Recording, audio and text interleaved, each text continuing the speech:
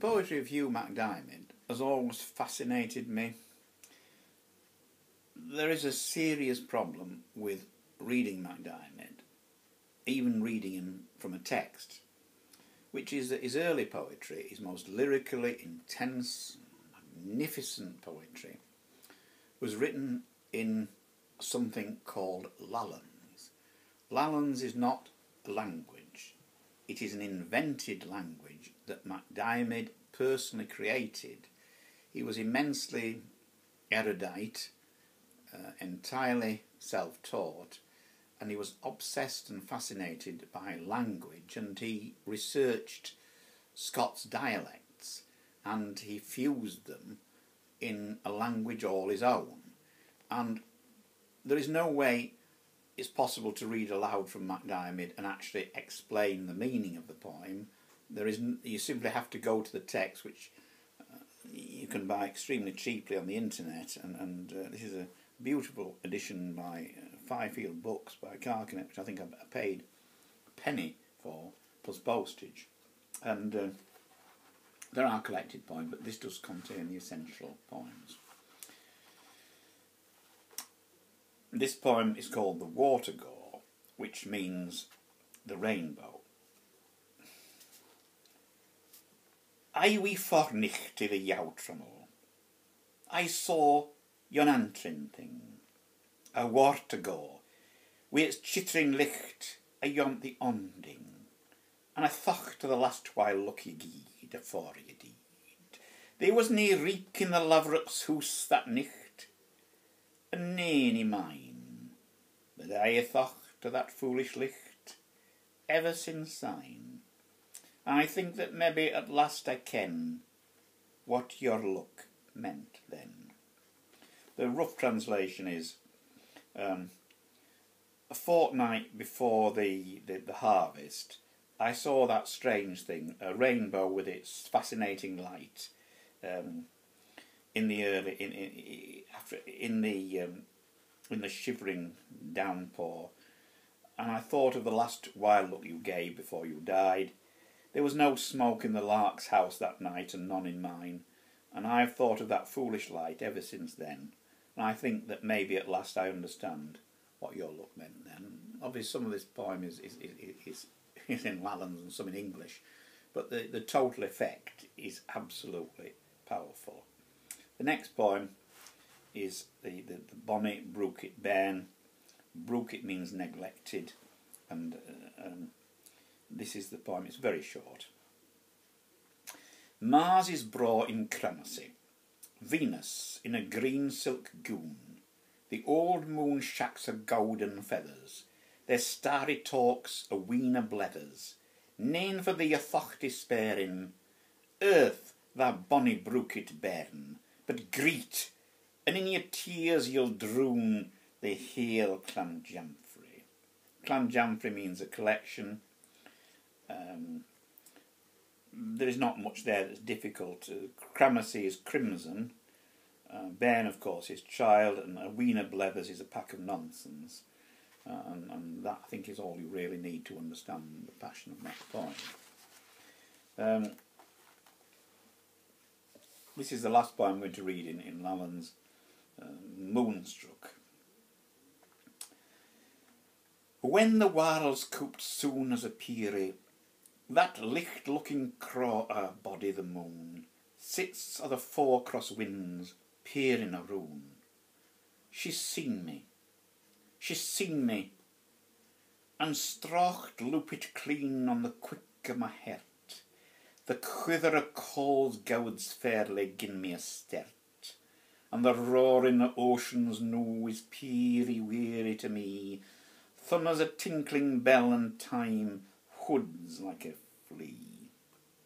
Coop means tilted, peery is a spinning top, loopit is leapt, whither is beam, peery weary means dwindled to a thread of sound, and hoods means flits.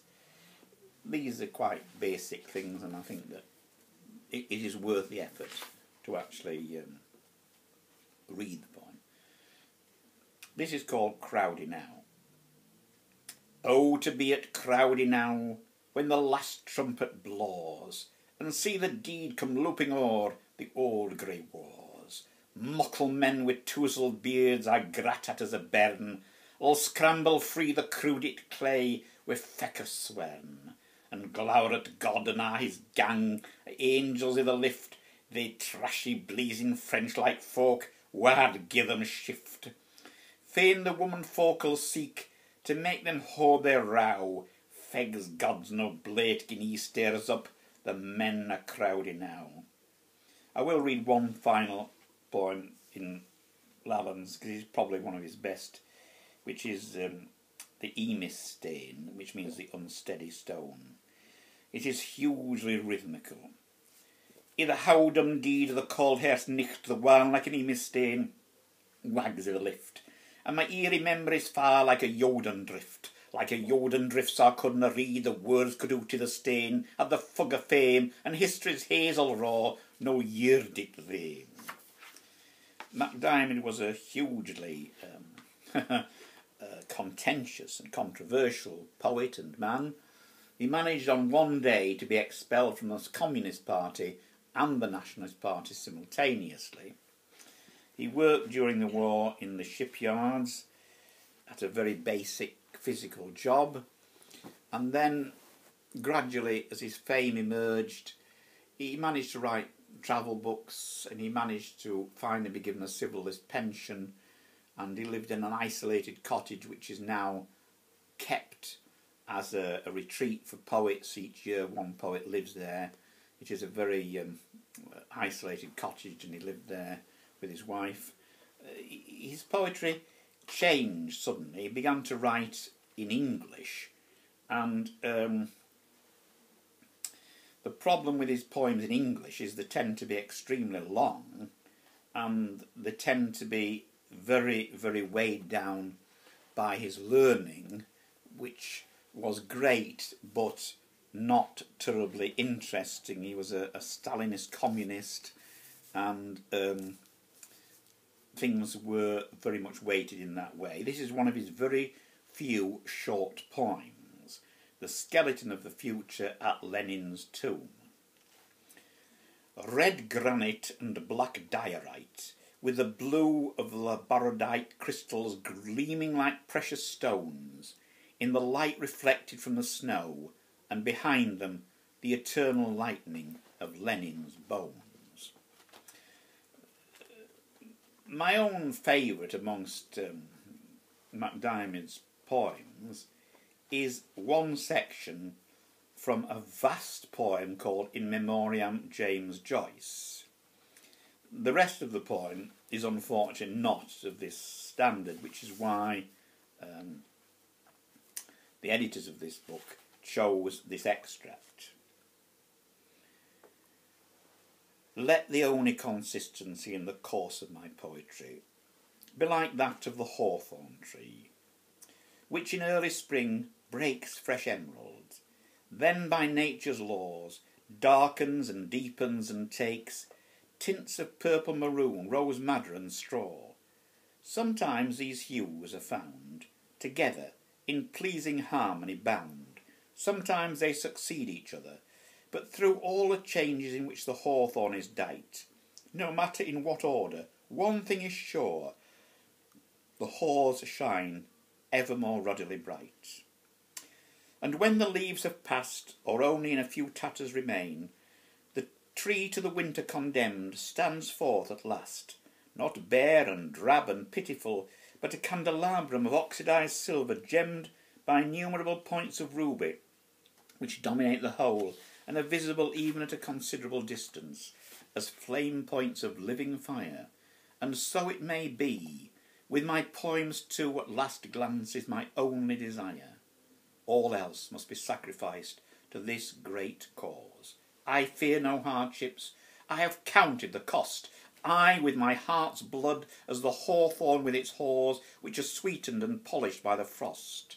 See how these haws burn, there down the drive, in this autumn air that feels like cotton wool, when the earth has the gelatinous limpness of a body dead as a whole, while its tissues are still alive. Poetry is human existence come to life. The glorious energy that once employed turns all else in creation null and void. The flower and fruit, the meaning and goal, which one all else is needs removed by the knife, even as a man who rises high kicks away the ladder that he has come up by. The single-minded zeal, this fanatic devotion to art, is alien to the English temperament, no doubt, this narrowing intensity, as the English say, but I have it even as you had it, Yeats, my friend, and would have it with me as with you at the end. I, who am infinitely more un-English than you, and turn Scotland to poetry like those women who, in their passion secrete, and turn to musk through and through. So I think of you, Joyce, and of Yeats, and of others who are dead, as I walk this autumn and observe the birch, tremulously pendulous in jewels of cairngorm, the sorch, the osier and the crack willow of the beaten gold of Australia, the sycamore in rich straw gold, the elm bowered in saffron, the oak in flecks of salmon gold, the beech's huge torches of living orange. Billow upon billow of autumnal foliage, from the sheer high bank, glass themselves upon the ebon and silver currents that floods freely past the shingle shelves. I linger where a crack willow slants across the stream, its olive leaves slashed with fine gold. Beyond the willow of a young beech blazes almost blood red, vying in intensity with the glowing cloud of crimson that hangs about the purple bowl of Aegean higher up the Bray face. And yonder, the lithe, green, grey bowl of an ash, with its boughs draped in the cinnamon-brown lace of Samara.